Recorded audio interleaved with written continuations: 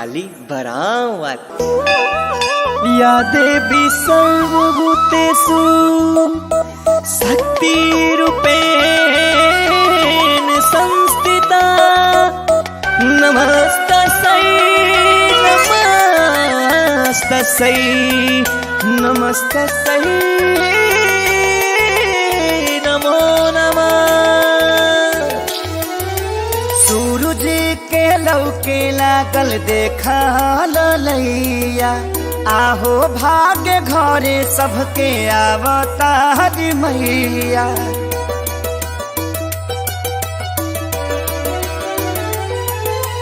सूरज के लौके लागल देखा ललैया आहो भाग्य घरे सबके आवतार मैया। अब करा जन दे भइल पूजन के बे जनी जियरा छाछा नावा हाली दूध लेके आव गैया के आरती उतारा मैया के पौआ पखारा मैया के।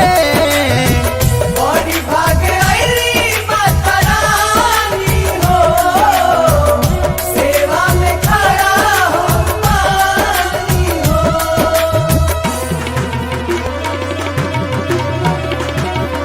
Presented by Adi Shakti Films.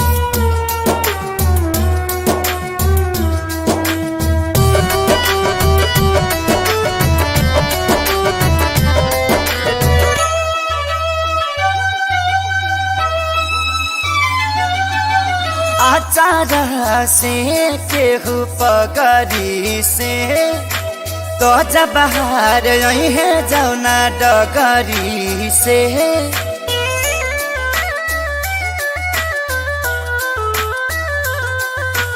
आचार से केहू पगरी से तो जब बाहर है जौना डगरी से। अरे सेवा में न कर कमी होके खूबसूरत मम्मी कहे से कि मैया सुकुवारी सुकुवारी सुकुवारी हई। अब करा जन दे भइल पूजन के बे मालिन के बोलाव अढ़ौल तू चढ़ाव पैया पे आरती उतारा मैया के पौआ पखारा मैया के। बड़ी भागे आईली माता रानी हो सेवा में खड़ा हो पानी हो।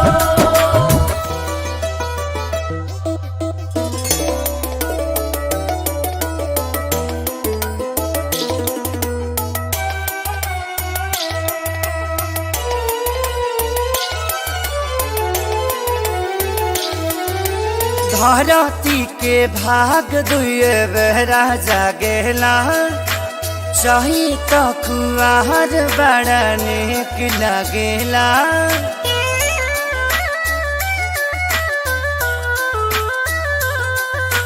धरती के भाग दुए बेरा जागेला चाही तो कुआर बड़ा नेक लगेला। देख मुस्काते मैया आई गईली रंग नैया बेटा खिले सीखे सारी खेसारी खेसारी के। अब करा जन दे भइल पूजन के बे पुरैन पात लेके आव छाक लवंग जुटाव जैया के आरती उतार मैया